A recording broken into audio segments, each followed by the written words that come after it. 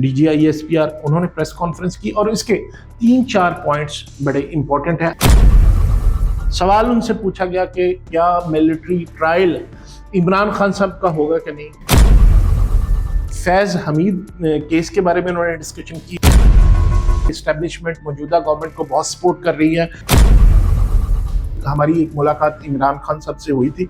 उस मुलाकात में इमरान खान साहब ने भी एक बात की थी कि अगर पाकिस्तान में औज़ुबिल्लाहि मिनश शैतानिर्रजीम बिस्मिल्लाहिर्रहमानिर्रहीम अस्सलाम वालेकुम दोस्तों, उम्मीद है आप लोग सब खैर खैरियत से होंगे। मेरा नाम नईम साकिब है और आप डिजिटल प्लेटफॉर्म पे मेरी ये वीडियो देख रहे हैं। आपसे गुजारिश है कि जिस भी प्लेटफॉर्म पे आप ये वीडियो नज़र आए, फेसबुक, ट्विटर, टिकटॉक या यूट्यूब, आप चैनल को सब्सक्राइब ज़रूर कीजिएगा, फॉलो कर लें और वीडियो पे कमेंट करना और इसको शेयर करना मत भूलिएगा।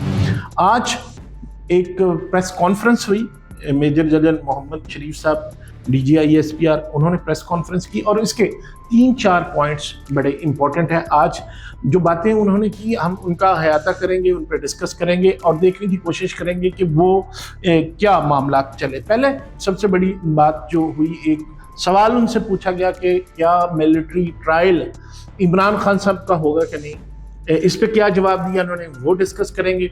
और दूसरा, फैज़ हमीद केस के बारे में उन्होंने डिस्कशन की। और तीसरी एक बड़ी इम्पॉर्टेंट जो चीज़ हुई कि वो क्या गवर्नमेंट के, और ये कहा जा रहा है कि इस्टेब्लिशमेंट मौजूदा गवर्नमेंट को बहुत सपोर्ट कर रही है, उसके हवाले से बातें हुई। और तीसरा चौथा जो ऑपरेशंस हो रहा है दहशतगर्दी के खिलाफ, उस पर उन्होंने बात की है। तो इन सारी चीज़ों पे आज डिस्कस करेंगे। तो सबसे पहले हम शुरू करते हैं कि जो बात उन्होंने फैज़ हमीद केस के मतलब की, तो उनका कहना था कि फैज़ हमीद जो में लेफ्टिनेंट जनरल थे, उनके बाकायदा उनके खिलाफ एक टॉप सिटी केस में, जो एक हाउसिंग सोसाइटी थी, आपको पता होगा कि उनके बाकायदा एक रिटन एप्लीकेशन उनके पास आई और उसके बाद कार्रवाई का आगाज़ किया गया। उनका कहना ये था कि फ़ौज में एक सेल्फ अकाउंटेबिलिटी सिस्टम है और फ़ौज उस सिस्टम के तहत काम करती है और उसमें ये नहीं होता कि किसी ने किसी पर ऐसे ही इल्ज़ाम लगा दिया तो उस इल्ज़ाम के बाद उनको गिरफ्तार कर लिया गया। इस तरह नहीं होता। उनका कहना ये था कि जब तक सॉलिड एविडेंस नहीं होते उस वक्त तक किसी शख्स के खिलाफ कार्रवाई नहीं होती, किसी के खिलाफ वो नहीं किया जाता कि उनको गिरफ्तार कर लिया जाए। तो फैज़ हमीद साहब के जब उनके खिलाफ दरख्वास्त आई तो उसके बाद उनके खिलाफ शवाहद इकट्ठे किए गए और सॉलिड एविडेंस की बुनियाद पर उनको गिरफ्तार किया गया। उनका कहना था कि लेफ्टिनेंट जनरल जो साबिक DGISI भी थे, वो उससे पहले अपनी यानी रिटायरमेंट से पहले इस तरह की सरगर्मियों में मसरूफ़ थे जो कि फ़ौज के कवानीन के ख़िलाफ़ थी और उन्होंने कुछ ऐसे काम किए रिटायरमेंट के बाद भी जो कि फ़ौजी कवानीन जिसकी इजाज़त नहीं देते। वो पॉलिटिकल सरगर्मियाँ हो, लोगों को किसी के ख़िलाफ़ इस्तेमाल करना हो, बहुत सारे मामलात जो वक्त के साथ साथ सामने आएंगे।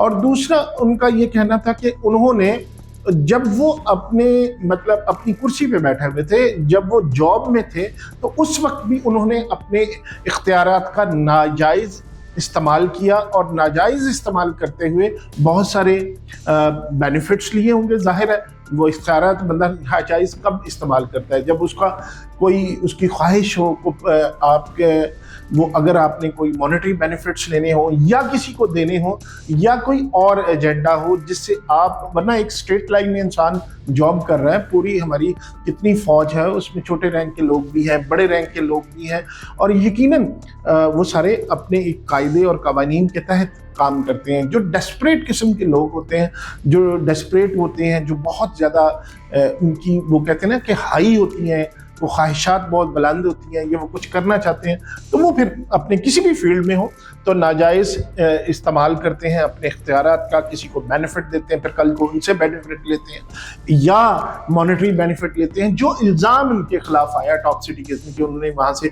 पैसे वैसे मांगे थे और जो उनको तशद्दुद का निशाना बनाया था और उसका मकसद ये था कि उनसे पैसे लिए जाएँ, एक तो ये। और उसके बाद उन्होंने ये भी कहा कि उनको बाकायदा ट्रायल किया जाएगा और उनको डिफेंस का हक भी मिलेगा। जाहिर है एक निज़ाम है, एक सिस्टम है, अगर सबसे मतलब एक वक्त था, एक हमारी एक मुलाकात इमरान खान साहब से हुई थी। उस मुलाकात में इमरान खान साहब ने भी एक बात की थी कि अगर पाकिस्तान में, मतलब मैंने खुद उनके मुंह से ये बात सुनी, कोई सुनी सुनाई बात नहीं है, उनका कहना था कि अगर कोई अदारा, जिस डिसिप्लिन्ड अदारा कोई पाकिस्तान में है तो वो सिर्फ फौज है।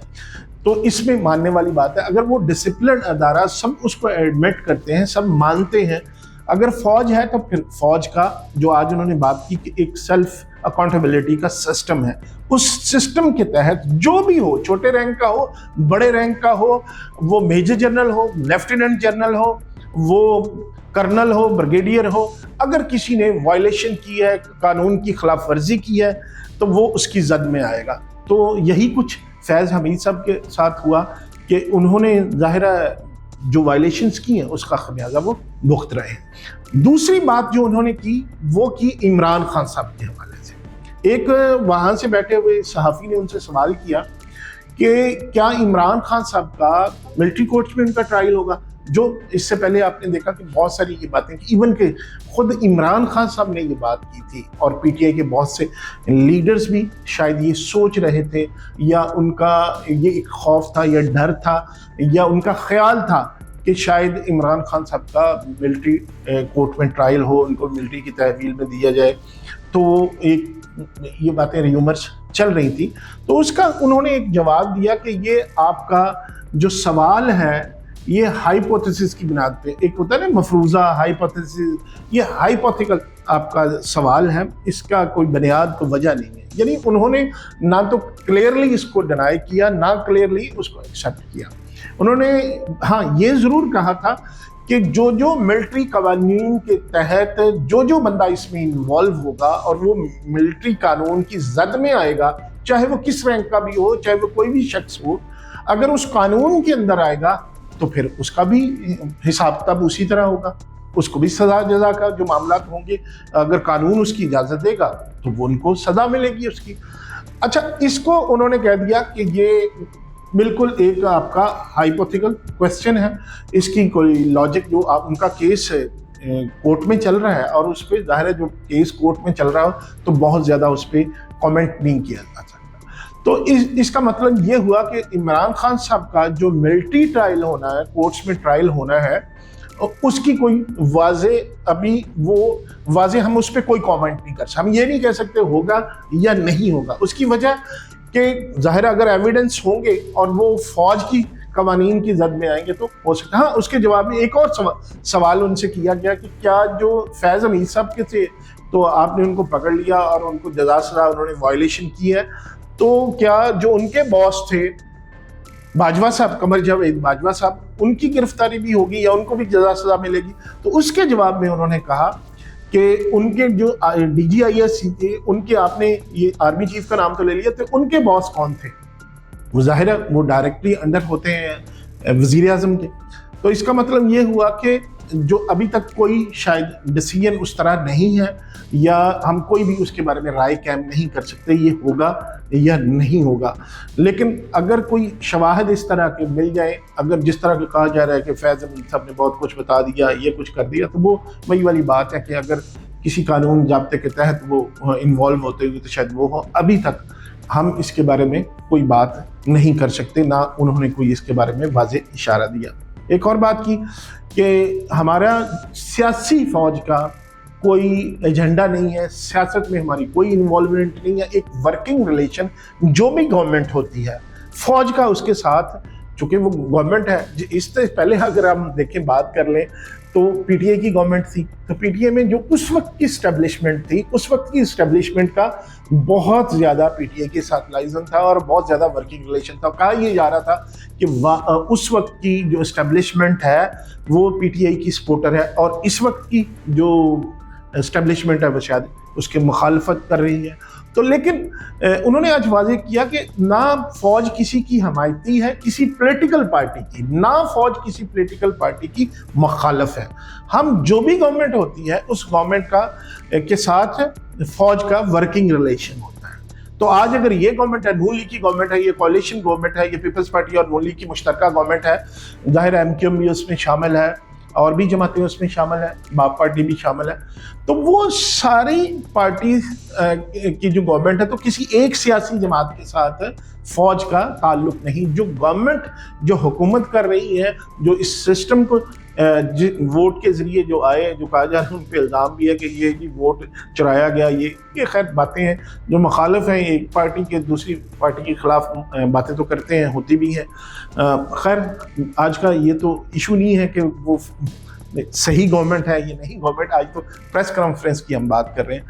اور تو یہ واضح انہوں نے کیا کہ نیچی کسی بھی طرح سے کسی بھی پولیٹیکل پارٹی کی فوج کے ساتھ کوئی اس طرح کی انٹریکشن نہیں ہے کہ وہ جس کو ایک کو سپورٹ کر رہی ہو تو دوسری کو اس کی مخالفت کر رہی ہو.